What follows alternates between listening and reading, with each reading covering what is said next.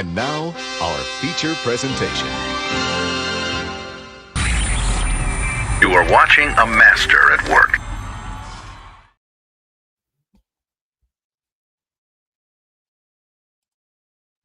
Well, hello everybody. Welcome to the third episode of the Combat Club with Capitán Rafucho and Zenith.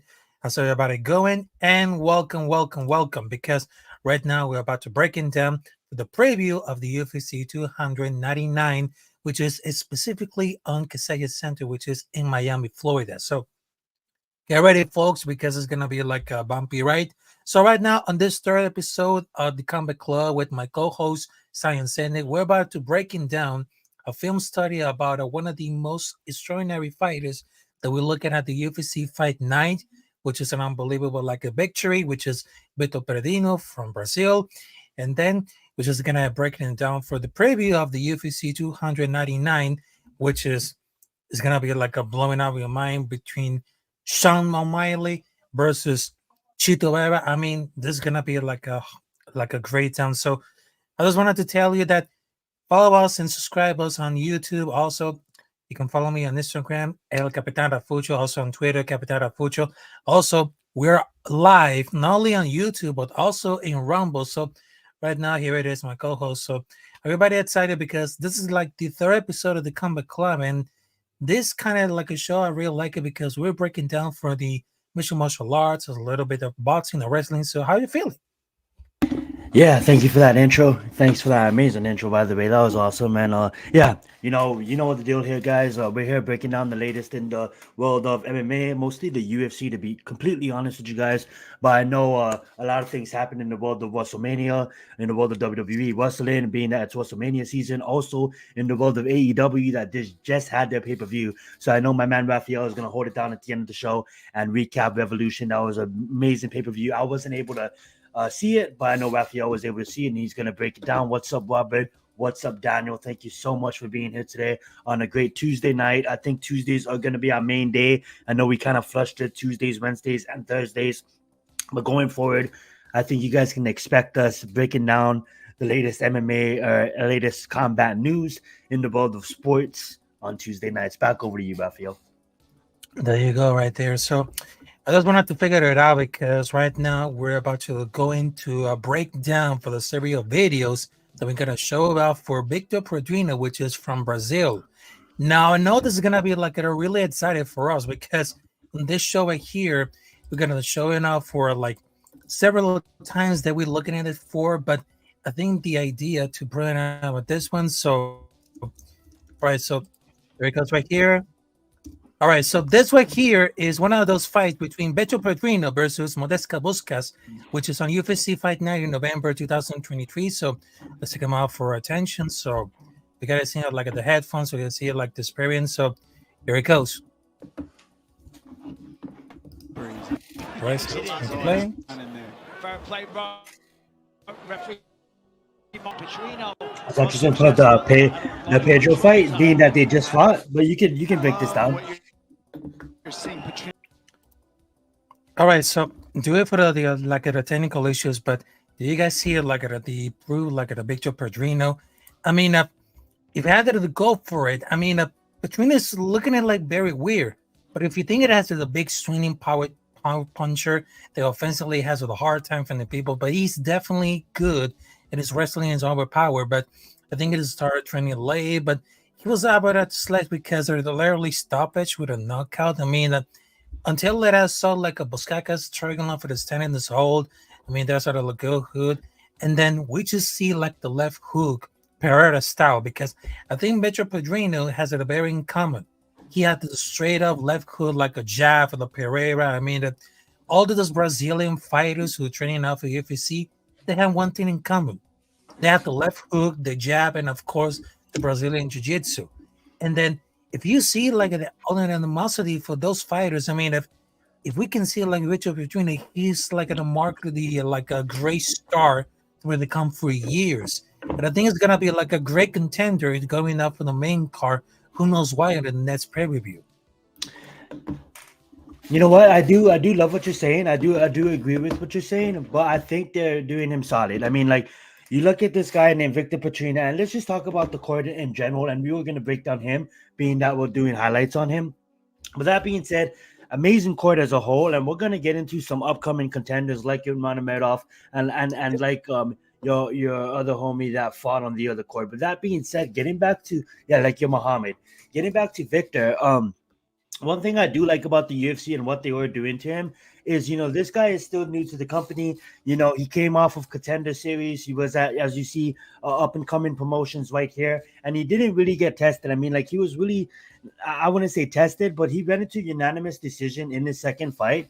But as you can see, these are not against skilled competition. These are not against people. If you click on this guy's name, he was 20-8 when Victor fought him. Now he's 21-10. So he's not really going against the cream of the crop. When he finally gets into the UFC, they put him against Anton Tokov, and he actually gets that match against a competitive opponent at the time. But when you go back and you see who has he fought since, I mean, like, he hasn't fought anybody, but he's coming off of that. He's coming out, obviously, he fought Pedro, which Victor just beat. But I think Rafael, the good point that he's trying to make is, you see progressive improvement every time he steps out. Of course, they're not going to just feed him to the top of the cream of the crop of the division or damn near close to the top 20. But you can see every time he goes out, he goes against I wouldn't say the best competition, but a good competition for him at the time in his MMA career, and he's passing all the tests, which absolutely is fun to watch. I mean, like, he's passing the test against Morrison with an arm triangle. He passed the test against what we just seen with a check hook, and now he passes the test against Tyson Pedro. Now, there's three different kind of prospects. There's your prospects like maybe I would say your Chase Coopers, your prospects that's just super young. The time they're gonna have to take a couple of losses, but the time is gonna come. And then you have your prospects like I would say your Hazmat Chimayas of the world, your Ilya Taporas of the world, right? Your prospects, your Sean O'Malley's of the world, your prospects that just has that superstar power. This just has that star power. And then you have your prospects that kind of fit right in the middle. And this is why I kind of would put Victor. Rafael brings up a good point on wanting to talk about him, because when he said his name, I was like, okay, when we have Umar that we can break down, we have Muhammad that we can break down. But Muhammad and Umar, we already know they're grade A prospects. When you have Victor that is an A level prospect, that is becoming a grade A prospect, more people need to know his name, and he is eventually going to be a household name if he continues the streak that he's going on. So shout out to Rafael to want to break down his footage, because also too, not only is he proven to pass the tests in the UFC, the tougher the competition gets, we want to see that. Yes, 7-0 by knockouts, but at the end of the day, we got to get him against tougher competition, and what the UFC is doing for him right now is absolutely amazing. So back over to you, Rafael. Yeah, there you go. I mean, and I think that Victor Petrino is going to be like a very dangerous, but I just feel like this is going to have to like check hook. I mean, he started like throwing punches like Pereira. He blows his arm like a stance. He leaned forward at this side, but it's just like because he's just respected about for getting involved with Alex Pereira. I know he's training. I mean, he just learned that about to be like star. I love his lay back attitude at Simon. There's slams and finish. He's got it all. But of course, we had to do like another video to see about it. So we got to breaking down for this one. So hopefully you guys can enjoy it, because this is one of those fights between Victor Petrino versus Modestas Bauskas, which is fight night. So I'm going to show up for the video and see what they'll break it down. So let's check them out in another video. Well, there you have it, folks, because that's another video from a film study about Victor Petrino. I mean, he just fought hesitant, but he was pretty too much with the control for the whole fight. I mean, he has a very immense potential and still very young to the game, because he just needs like a more experience.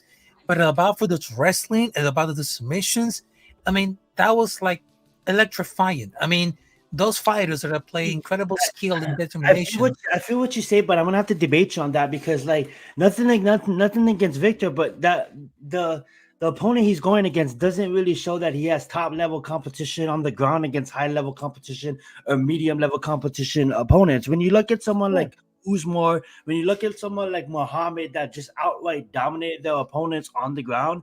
I mean, like the guy he dominated on the ground, he lost against Jimmy Crude, he lost against Khalil Roundtree, he lost against Michael. And I know those losses are not really what we should be looking at. But when you really think about it, this guy is known not really for his ground game. So when you could tell that Victor's going to take him down easily, like as he did, I'm not really impressed at that. Nothing against Victor. It's just that I wasn't, I'm not impressed of a fighter that the guy clearly didn't know how to defend a takedown, number one, and then he clearly didn't know what to do as soon as he got to the ground, number two.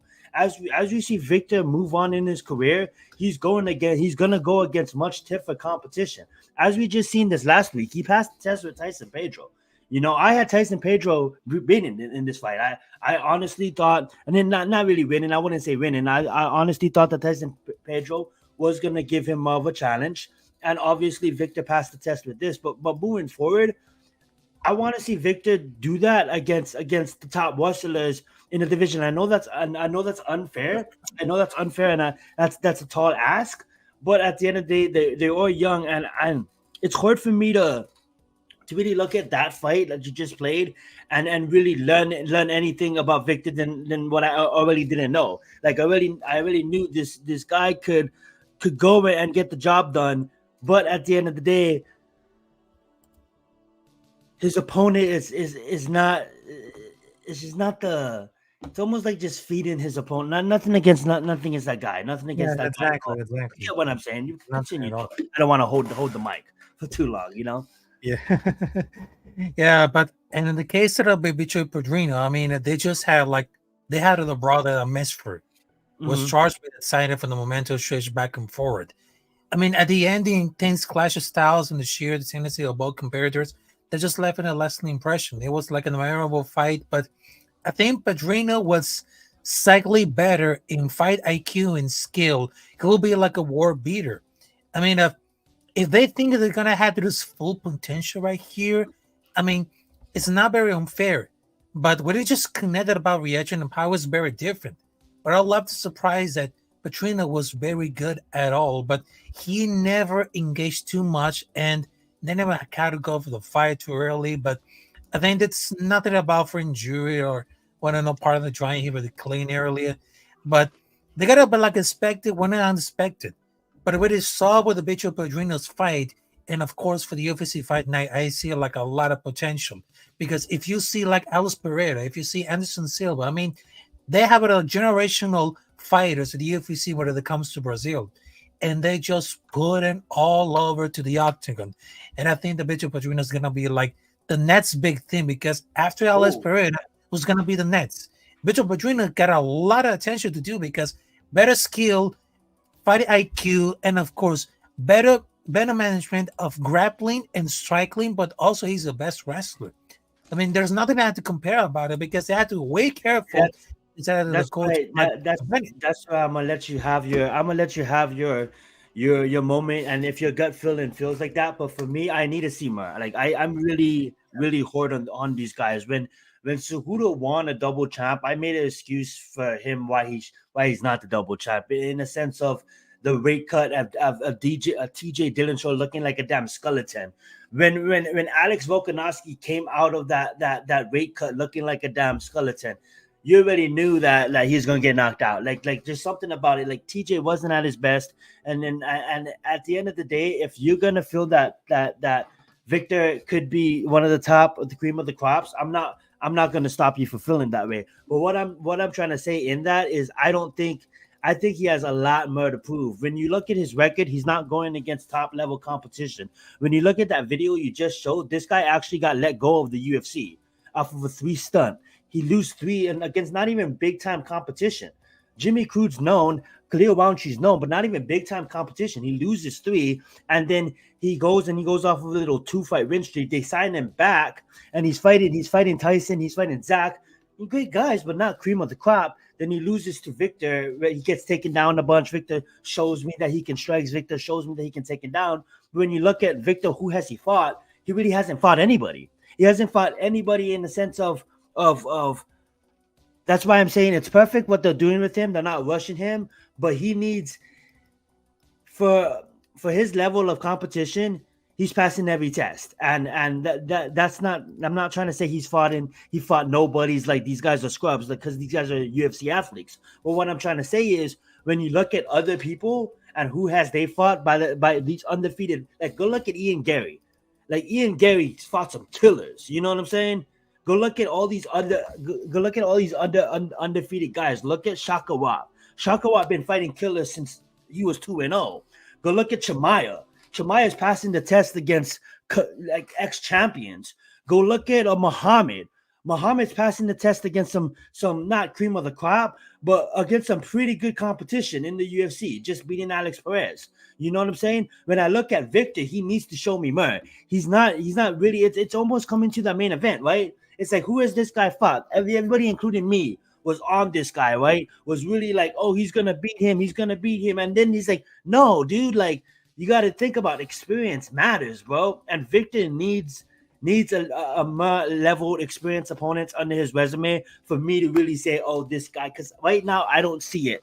Right now you see it. I'm happy that you see it, but right now I don't see it. I see that he probably needs a couple more fights.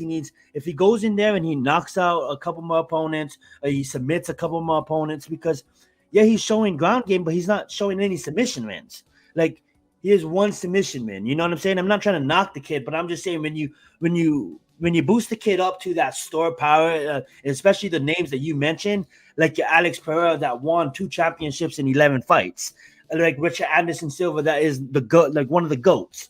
It's really hard for me to say he's gonna be like that when he hasn't really shown me anything yet, and that's not knocking you or anything, Rafael. I hope you understand what I'm saying.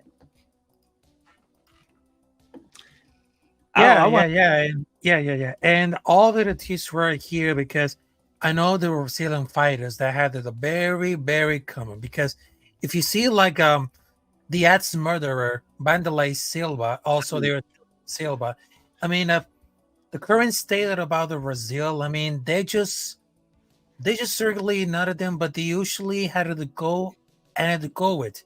I mean, over the last few years, we just see a lot of them because they just seem like they produce like a significant quality of elite martial arts. I mean, why Brazil seems to produce such a very significant quantity of elite martial arts. I mean, Brazil will always, I'm not trying to cut you off, but just to answer that question, I don't know if it was a question, but Brazil will always hold a place in my heart. Because if you think about it, it's Brazilian Jiu-Jitsu for a reason. Grace Gracie put the sport on the map for a reason. You have great stepping. Brazil will always be a mixed martial arts hotbed. If you look at, they have some of the best fighters in the world still fighting. You got Oliveira right there, his top competitor in the lightweight division. Yeah. You have Alex Pereira that's going to headline UFC 300. You have greats like Amanda Nunes, the best female to ever touch any octagon. You have greats like Royce Gracie and all the Gracie family, and the legacy that Brazil has on this sport will never be forgotten, will never be replaced. And before there was your Kyrgyzstans and all those great wrestlers of the world, it was Brazil, and nobody could understand Brazilian jiu-jitsu. Before the little Kile kicks, before the little ground, before the little wrestling and all this shit, it was BJJ. It was BJJ that put that separated the sport. You know, we go back to UFC 1, UFC 2, UFC 3. BJJ fucking dominated straight up, and that's all because of Brazil. So Brazil will always have my respect. Back to you, Rafael. Yeah, exactly. I mean, you were though. What's up, my man? I appreciate you being here, Weiss. It means a lot to us. Make sure if you like what you see today, subscribe to both channels. We're here every Tuesday debating down MMA. Absolutely. Let's get it. Go right ahead. Back to you, my man. Let's get it. All right, don't worry about it. I mean, Brazil, they just came up for nothing, and that motivation gives like a drive to fight compared to less like United States or Canada, but maybe they had a decent life. But I think that when it comes to Brazilian Jiu-Jitsu, which get a lot of Brazilians getting into the mixed martial arts because they already have the background. They have the blueprint. I mean, there's always like a great gyms in Brazil that you can find in the most places. I mean, they're like the fact because Vale Tudo is deeply ingrained on that culture. Brazilian Jiu-Jitsu is clearly like part of the holy trinity of things you had to need to be like an effective fighter, and they take it out for the gets to the people. I mean, not only about for the other major sport, which is soccer, but there's not like the same generally or apolitical combat sports, and they just have it at all. I mean, there's all like demographics because not only is so talking about for soccer, which is very popular in Brazil, but also they just got the best of the best mixed martial arts fighters ever in the history of the UFC because they know for exactly because there's a lot of potential to evaluate the best fighter because we're better established with the sports with actual foundations, but kids don't understand what's the Brazilian jiu-jitsu. I mean, if you had to go to the gym right here, so you had to learn about for the Brazilian jiu-jitsu, it's just like a kind of like a karate, mix it out with capoeira and everything. I mean, they're part of the ancient way for the Brazilian culture. I mean, looking for a kids boxing. I mean, there's very dominated for the years like Holland, but what's very popular in Barry Holland, I mean, not really. But Brazil came back really popular because it's all defined for the culture. It all the defense for the combination of capoeira and of course for kickboxing, karate. I mean, it's just like a simply culture of warriors. I mean, there's something about for the location of the diet, but it doesn't know about it. But it just came like a cover for like it seems like they're very popular in everything because they just came up for nothing and here we are again. So they just got now Alexander, they just got Alice Pereira, they just got Anderson Silva, Barndelay, I mean Junior Dos Santos. I mean, they just came here for nothing and look what they done. After Yeah. all embrace for the culture. So I think the UFC got the right correct to embrace the Brazilian Jiu-Jitsu from the beginning, which is Yeah. like it's 1993, and I think it's very good to have to see like the knowledge and look what they got. So I mean, Brazil, like even Victor Belfort was one of the greats. yeah, We got Damian Maya out there. We have so much greats yeah, from Brazil. And even if you look at, I think what's the most two important most tools you need to succeed in MMA or just in life. If someone asks me what is the two martial arts you think is the most valuable, I would say Taekwondo because it teaches you kicks and balance, and also you strike in Taekwondo. And then I would say BJJ. Now I get it. Some people may say, like, BJJ can be worthless at times when you have Derek Lewis and stuff, and I absolutely agree on that. BJJ, if they're not going to be able to use BJJ, if you don't want to go down and learn BJJ, what I would have you learn is takedown defense. If you look at someone like Max Holloway, right? I know I'm biased, I'm bringing up him because I'm Hawaiian, but he doesn't really want to go down. So what does he do? He learns takedown defense. If you look at someone like Stephen Thompson, you know, out out out crazy ass striker, right? Can strike anybody out. You know what I'm saying? Can hold his own with anybody and stand up, right? He's gonna have to learn his takedown defense. You know what I'm saying? To stop that. Now you can have great wrestling like your GSPs of the world, and you can get by with great wrestling. But at the end of the day, I just think BJJ is an important thing to happen. GSP, I don't think he's ever gonna come back, my man. As much as I would love to see that goat back, I don't think he has anything to prove, and I just think at his age, I don't want to see him go down the same route as a lot of people go down. You see your Anderson Silvers of the world and things of that nature. I just think he's fine with he is. I actually have him at number 3 on my all-time list, right after John Jones at number 1 and Khabib at number 2. I would have moved him up to number 2, but I just think Khabib, for as much as 10-8 rounds he had in his career, deserves to be at number 2. But GSP is always going to be a legend in my mind. What I do want to ask you is, Steve, now we've seen this guy come in. He's looking like he could be a star one day. I don't want to jump to conclusions. He still has a lot to prove, but he's passing every single test that they put in front of him, kind of like Victor. So we have Steve and we have Victor. Now, I want to ask, what's your thoughts on Steve? And then I wanted to see if we can just touch on these two fights before we start previewing 299. Of course, anything you had to say about Victor, if you wanted to get into my film study, I'm down for anything. yeah. I think that the Steve Irwin, I mean, it just got an amazing style right here because if you saw like at a Steve, because that was very interesting. I had to go for this fighting, this grappling One. style. I mean, it should have it like at this one, but I think they're embracing like almost got it. I mean, they just the Astro Boy. I mean, he just got a knockout for a 10 knockout for a round number 2. I mean, just like boom. And then they just go for the press conference to say he wants Brandon Moreno, but I mean, he lost to explain because they never missed like in the moment better than the hype. But I think Steve Earth said like the Astro Boy I mean, he got everything that he just got it. I mean, that man right here, he wants to be like a one of the greatest stars right here. And I mean, this is gotta be like a very unique. He might be had this very good enough at the top of the sport, so he's not gonna repair how did it go. That's But too early for him right now. I think Oliveira will eat him alive at this point. And plus two, I believe it's a different division. Continue. I'm sorry, Rafael. yeah, they say that we'd love to see Eric versus Charles Oliveira. I mean, that will be like a really great perfect. I mean, this is kind of like because I know the last time they go it because we just saw like Steve Erickson like the clean knockout.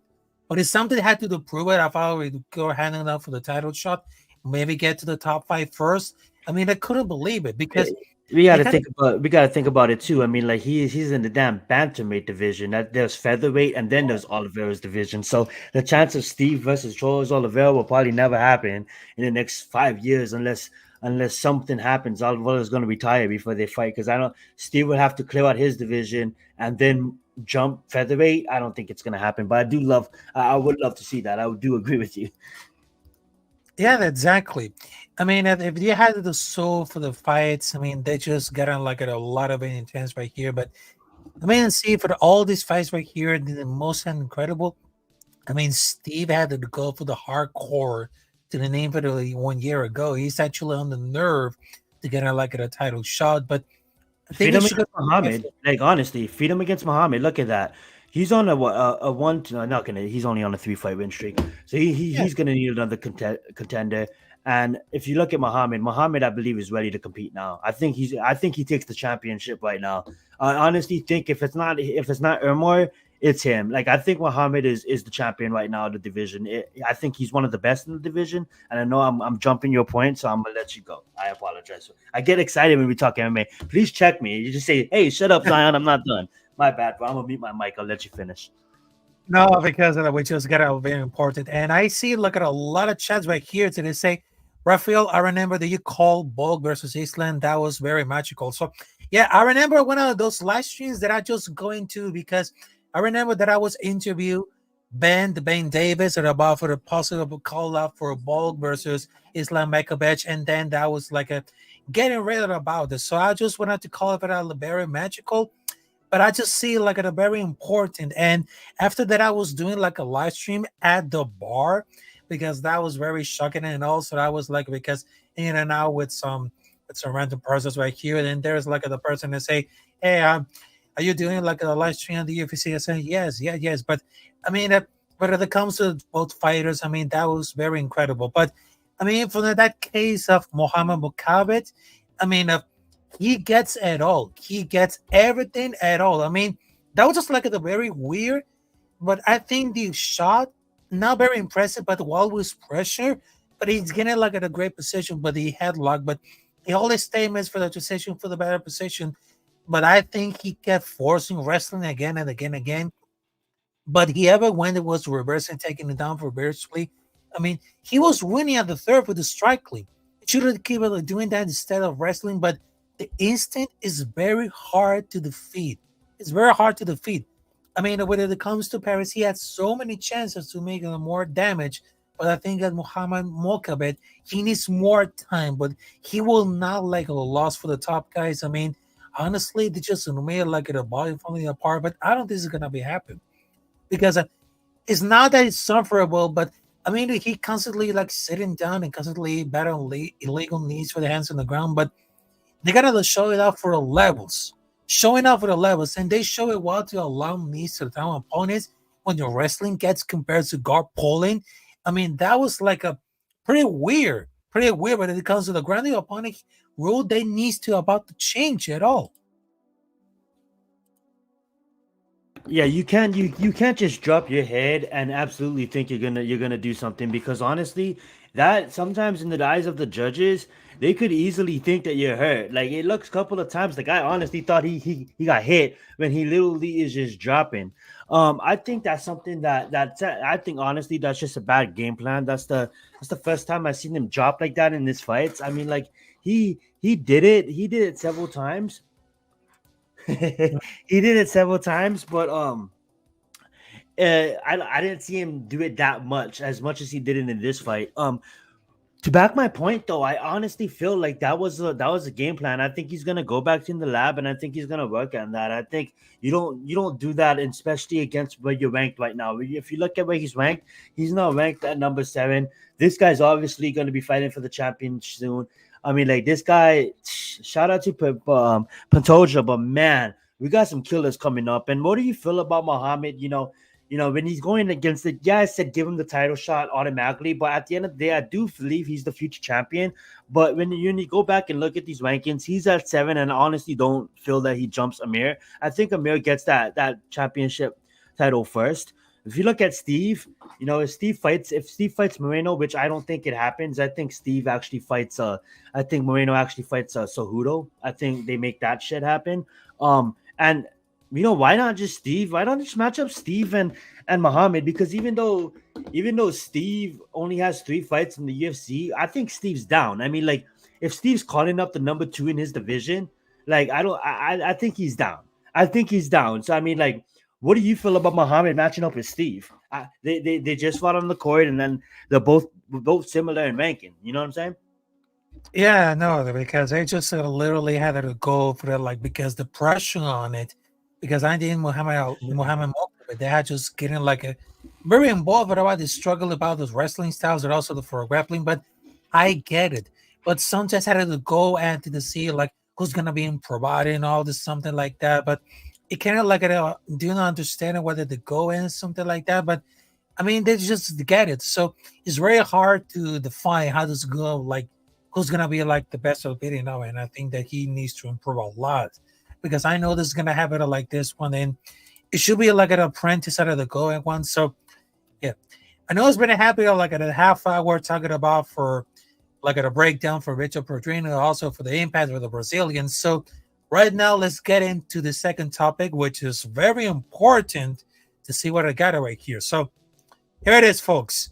So on this Saturday, it's gonna be like a great party at the city of Miami. So they gotta blast it off for the music right here. So we just got 2 amazing fights at UFC 299, which is Sean O'Malley versus Chito Vera, the second part, and Poirier versus Sam Dennis for the lightweight bout. Now, a lot of people didn't understand it because it's going to be like a feel-good rematch because it's literally they have the better card.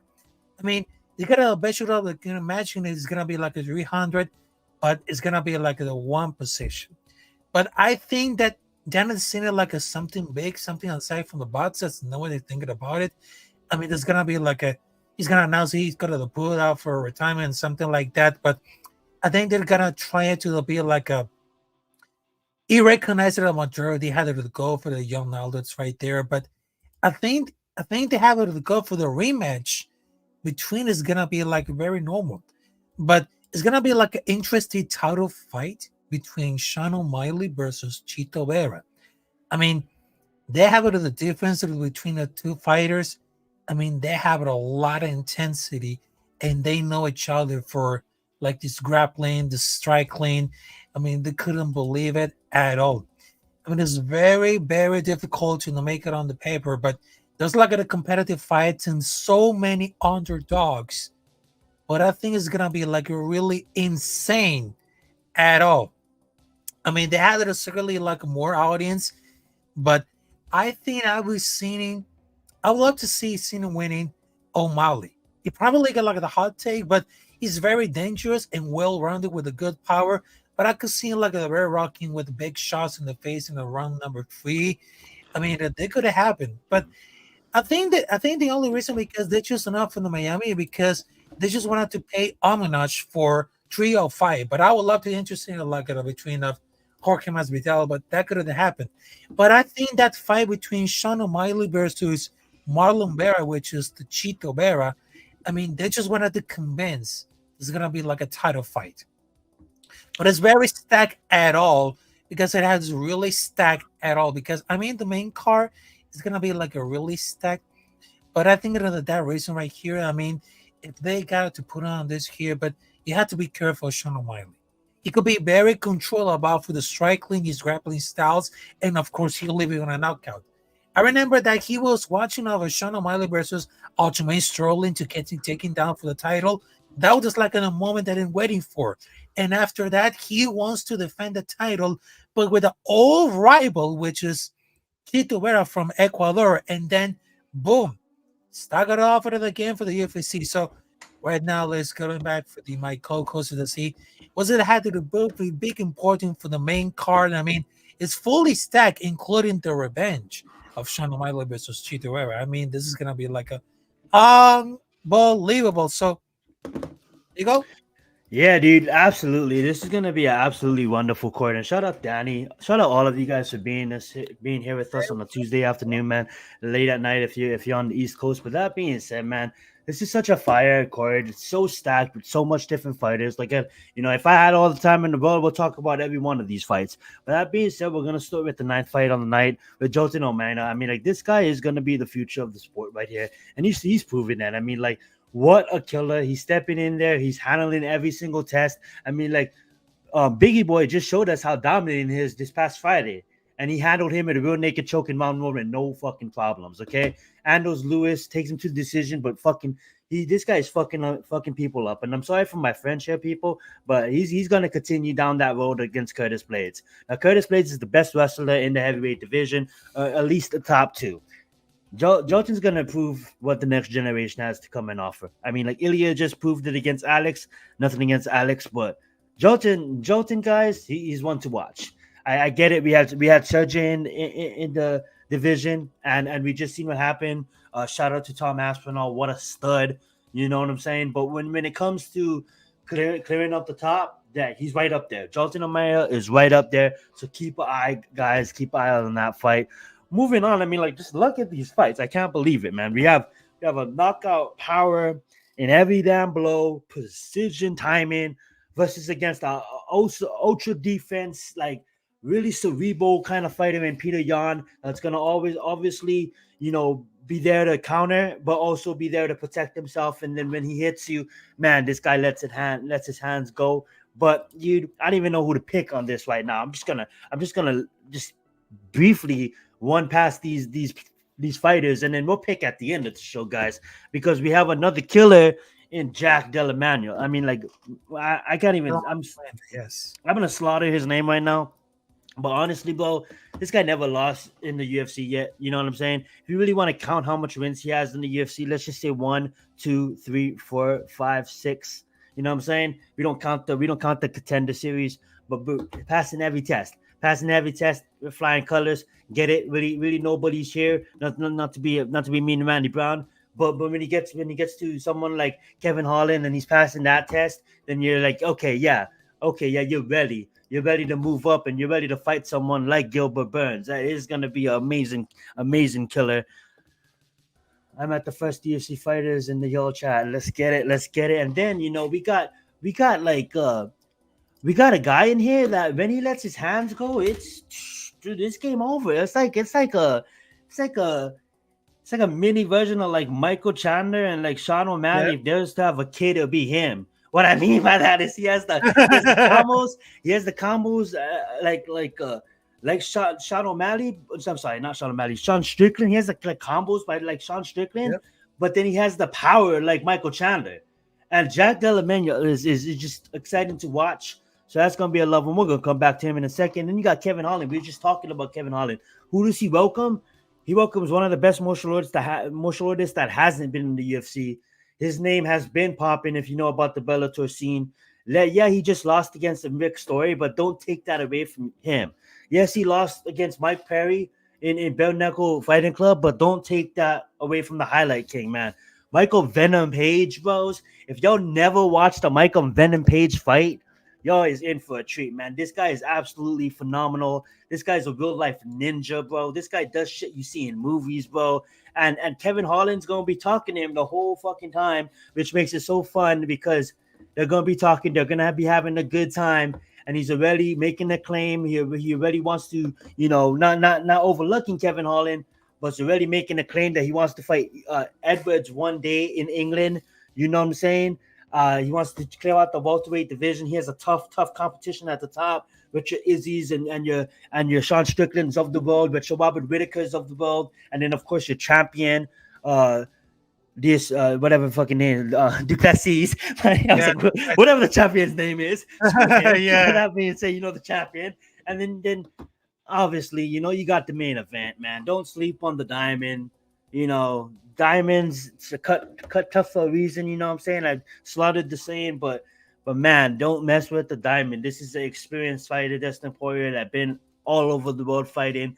This guy, he was the first guy to stop Max Holloway in Max Holloway's debut. This guy stopped Conor McGregor twice. This guy beat this guy beat every opposition that he put in front of him. Obviously, he does bad when it goes down to really aggressive wrestlers like Khabib. This is a bad matchup for him. Honestly, this is a really really tough matchup for him. But honestly, you can never count him out. And when you look at Benoit, but this is the future. This is just the future, the evolution of the MMA. This is just the new era of the game. You see it with Shashakats. You see it with Ilya Taburis. You see it, with Usman Nurmagomedovs. It's just different. It's just different MMA, man. And this guy, he can strike, he can grapple, he can clinch, he can do it all, man. This is going to be a really extremely tough out for Dustin Poirier. Who knows if he passes the test? Then we got the main event, man. And man, we got Sean Strickland. For the longest I was on his side. For the longest, I'm like, yeah, you rolled your ankle. You no, dude. Like Cheeto kicked him, and it messed up. He messed up his ankle, and it affected his movement. And Cheeto won that fight fair and square. Now, would you say it was an early stoppage? Yeah, I would say that. I would say it was an early stoppage, but at the end of the day, he has a chance to prove it. He's 17-1, Sean. You're not 18-0. You know what I'm saying? If you want to say it's people like John Jones, yeah, he's truly undefeated. John Jones was fucking up Matt Hamill. Okay? Everybody knows he was. All right? John Jones is truly undefeated. But when you talk about Sean O'Malley, no, bro, I'm sorry you lost. But the good thing about it is you can go down as one of the greats, like GSP. GSP revenged both of his losses against Matt Sauer and Matt Hughes. Sean O'Malley, you have the opportunity to go in there and revenge your loss.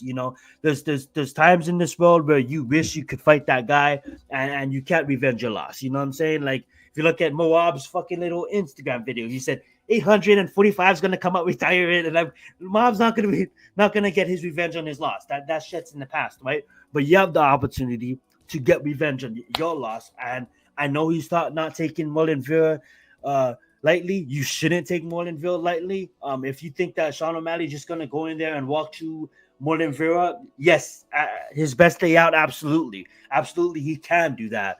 But I don't think it. I think Molinville is going to put up a fight, and it's going to be a good night out. If Sean O'Malley wins by knockout, I wouldn't be surprised.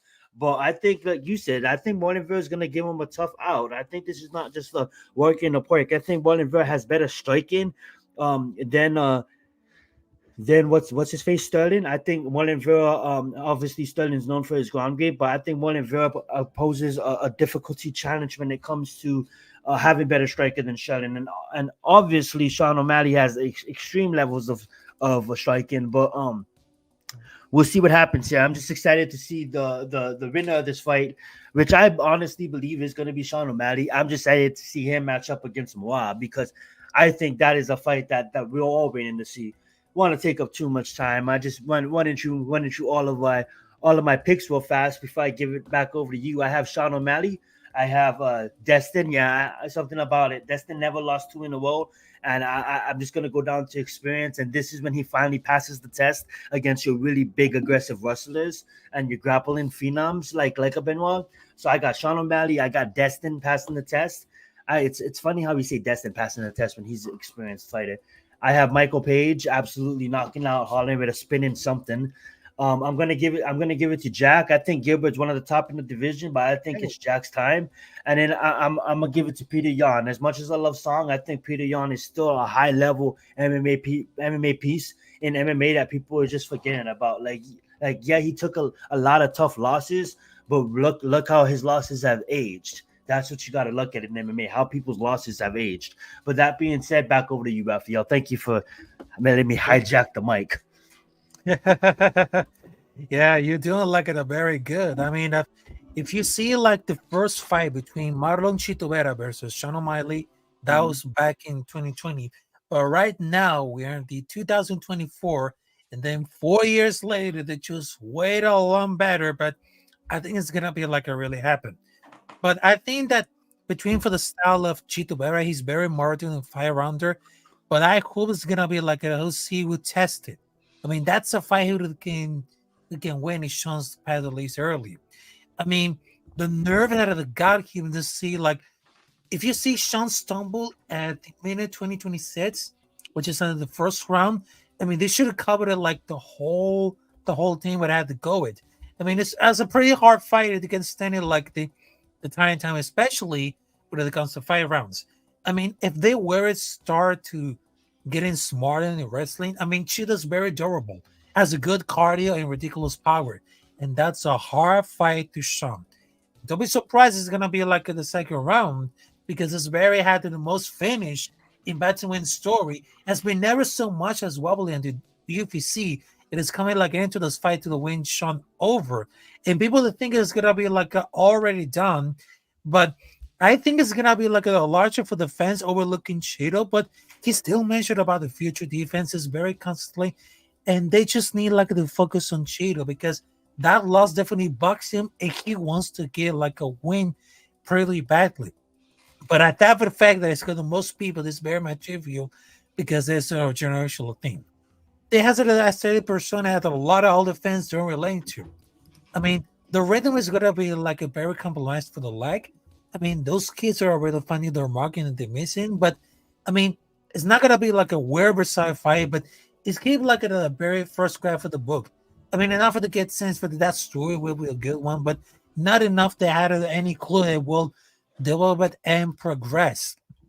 I mean, they only had to go to the Sean and versus Cheeto. I mean, they're putting enough of the stop it for and it's so quick after the watching it was a good stoppage. I mean, they're happy to wishing them more violence because how awesome is gonna have to go for the grappling styles. I mean, this is like an interesting case because it's just like the unwary stone force that walks forward with a brutal power. And essentially, the only way to beat him is power jabs and leg kicks and taking off down, just like at the video game. You have to the pepper and run from. I mean, he was really smart here. I mean, Chile Rivera has a lot of them because when you fight against Sean O'Malley, they have to basically do anything just boxing. Chile just he didn't know ego and being patient, but he started reaching up with punches. So be careful about that. Well said, well said. I said everything I had to say about UFC 299. What's your thoughts if you have any other thoughts on it? If not, I'm gonna have you take over the rest of the show because I know you wanted to talk about Revolution. Yes, guys, we are also a wrestling and a boxing show, and Nagano fights. Oh my God, like Anthony Anthony Johnson. Anthony Joshua. Anthony Joshua, Joshua. we're gonna cover that, but also, obviously, we are also a wrestling show. So AEW Revolution just happened, and my man Raphael is gonna break down a couple of things that happened on it that he wanted to talk about. But I appreciate you guys tuning into the show, making it this long. Please smash that like button, subscribe if you liked what you see today. If you're not already, but highly respect to you guys. If this ends our portion of MMA, Raphael, you want to move on to Revolution? Yes, we're gonna tell like a ANEW revolution because that's one of the last topics that I actually want to talk about it. I mean, I just saw for the highlights revolution. I mean, it's man, what can I say about it? I mean, Sting is one of those last man standings that I just watch it. And I'm very glad that he just put it all for the heart for the last match. And there's so many days that I want to see like legends going out in the back, especially in returns. I mean, it's hard to be like just playing about it because we just grew up watching as a wrestlers. But having like your childhood legend retiring for one last match, I mean, ending up for a kick ass and taking this one last time, I mean, he got to revive it.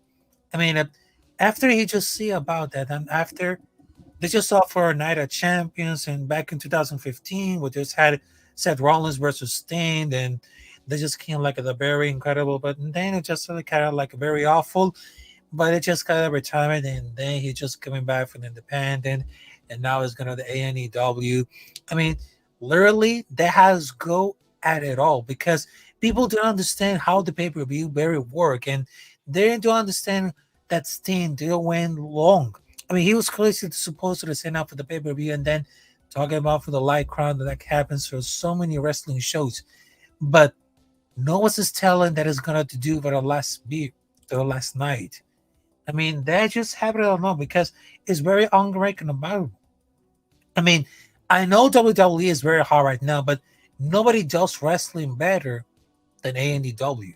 I mean, the whole show was very amazing because I just really thought I had to go for those matches that are getting like a round of applause. I mean, thinking about it, because people they just spend the entire match because they just brought a lot of things to do. But it's funny I had to go for the to the final match and believe it's gonna be like a pre-show, main show. I mean, somehow I got it for the 4 hours, but I mean, NEW truly like a king for all these years. I absolutely love that Sting get out of the ball for all these terms. I mean, it might be kind of like a great pay per view because, well, after they just do between MGF versus Brian Danielson, I mean, that was very fantastic.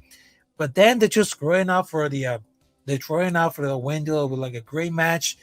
But I think it's gonna notice how to go for the balance. And I mean, all through this fight, gonna go and in this one, I mean, they certainly had to go for us amazing. All those matches were really great, and also the respect that they have for Steen at his career was really wonderful. And it's been like a while since I was like watching a pro wrestling event that I would time where it possible to hold back those tears. I mean, there's nothing about for the go for like this one, but the only for the missing was a scramble match. I mean, I'm not being harsh for it at all, but that was like the worst like matches I ever done. I mean, there was spot fests and whatever I had to tell what it was, but why Amen aren't like the thing. But in my reality right here, there's like a great show, Crown sounded. I mean, Takashita versus Osprey was really nuts, and it came out to team with like a good variety about it. Every single match was very enjoyable. Most of the winners wasn't really question about the paper, but they gave like at different times to go to see Takashita at the box, FTR, Garcia, and the crowd was so very emotional at the highest of highs between Sting and Darby retaining. I mean, Danielson shaking Andy's hand, which is pure ratio between Hagman and Serve. But I think that we have the spirits and the most emotion out of the wrestling card in a long time. I mean, there's a lot of thoughts that I got off an amazing night, and how Tony Khan did the right thing having in Greensboro had the rafters one more time for Sting, which is exactly the way in that place it should have been ended. There's legendary sell out. There's no empty seats. There's already done. There's already done.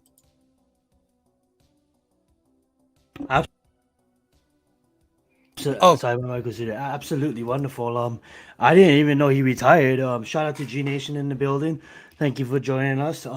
Yeah, I didn't even know he was retired. I remember him from back in the day. And shout out to AEW. You know, for like you said, reviving boxing. Obviously, I don't watch it that much, but I know they do have their pay per views every once in a while. So, you know, shout out so much to Sting and what he meant for wrestling all over the world. Shout out to AEW for keeping him, I wouldn't say afloat, but for even thinking of talent, you know, because if you think about it, when AEW was coming up back in the day, you can also say it's a working relationship between the both of them, you know, because just as much as they because we all know if Sting was in the WWE, they're not going to write him into major storylines. You know what I'm saying? So the fact that Sting was able to live out his last days of wrestling as a company that really cared about him and that really wrote him in the storylines that really lasted. You know what I'm saying?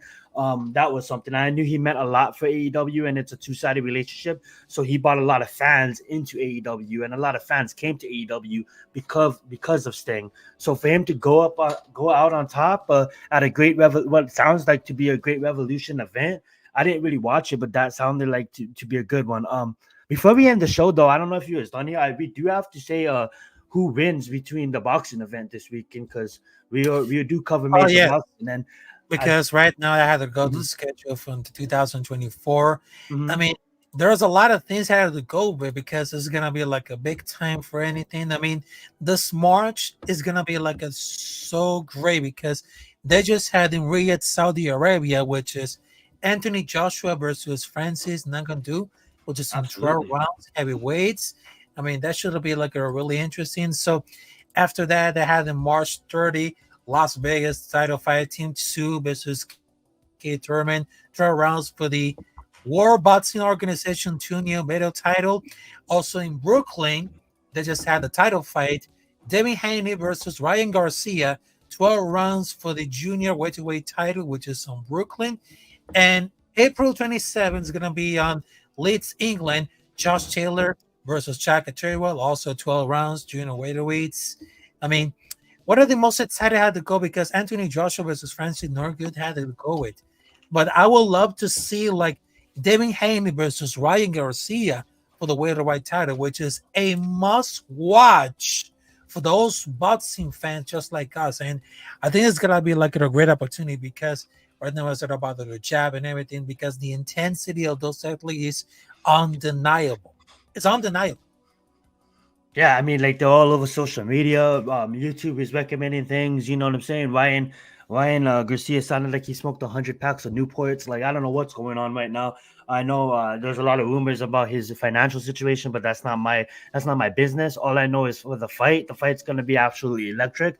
I hope that I'm not trying to be a dick, but I hope that Devin Haney gets through Ryan Garcia, which I believe he probably will. Nothing against Ryan Garcia because I really want to see him versus the Tank. I think not. I'm not even a big fan of boxing. I'm an ultra, extremely low casual. Only come around once or twice a year when these big fights are going on. And I want to see him versus Tank. I think Devin Haney versus Tank is the fight to make at that division. I know there's so much divisions in boxing, but if you guys want to watch boxing live, G Nation Talking Inside Sports, he does Leather to the Face every Friday, every Saturday night. I'm sorry for big boxing MMA events as well. Go check him out as well if you guys want your boxing fix. And then as far as the fight this upcoming weekend, we got I believe it's this upcoming weekend. We got Ngannou versus Anthony Joshua. I think Ngannou has a real opportunity here to really make his claim in the world of boxing. Nothing against Anthony Joshua, but I just feel that he won against Tyson Fury. I truly believe that boxing wasn't going to let him win that fight. He was going to have to knock out Tyson Fury to win that fight, but he won that fight. At the end of the day, I think they actually respect him now. They actually it's still MMA versus boxing. It should never be like that. I think if you take a boxer and put him in the streets, if you take a boxer and you put him in an MMA cage, it'll be a whole different story. When you talk about BJJ, when you talk about ground game, when you talk about pressure point fighting, when you talk about all these other skills that all these other people that it's not even, I'm not trying to be versus boxing, but it's funny how MMA always goes to boxing and then gets laughed at when you have.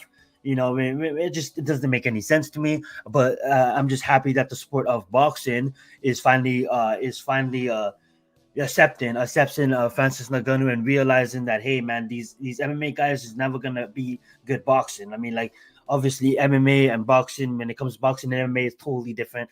You can never outbox a boxer, but Francis Ngannou's shown that he can hang with these boxers. So that's what I'm hoping for. I'm hoping that he can go hang with Anthony Joshua. He makes it a good event. Shout out to Saudi Arabia, for doing what they're doing. They're going to be running out of oil in about 20 years. So they're going to need to come up with some kind of way to make money, but nothing against the Saudis. Absolutely wonderful people. But that being said, though, back over to you, Raphael. Kidnapping sports, Right, bro. so well, of course, had to go Shout out to time them. right here. Yeah. All right, so I got for the time between the fight between Anthony Joshua versus Francis Ngannou, which is on Friday, March 8th, which is at 6 p.m. Eastern time.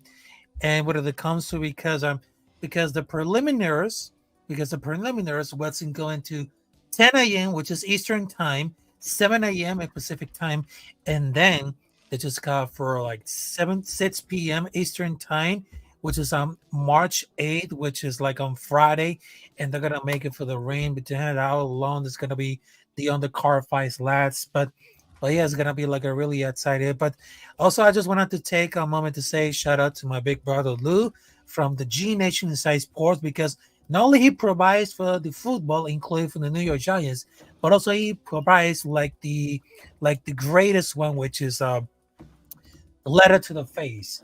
I mean, those are gonna look like an amazing things right here. But I would love to say this because right now it is time to get an opportunity, and I'm sorry to do it because right now, I mean, it's time for like to see all those fighters right here. But I think they have a lot of control on it. But I've been saying that because that being said, the third episode of the Combat Club. Also subscribe to us, Actually, the Simon fourth Sedin, episode. my co-host. Rafael Chacín as known as El Capitán Rafucho. Also, you can follow us on Twitter, Instagram. Also, they just got out right it. So I just wanted to tell you, have a great night, folks. And of course, I will see you there next time. So that means say salute to you. Let's get it. Absolutely. Let's get it. Have a good one, guys. Let's go. Have a good one.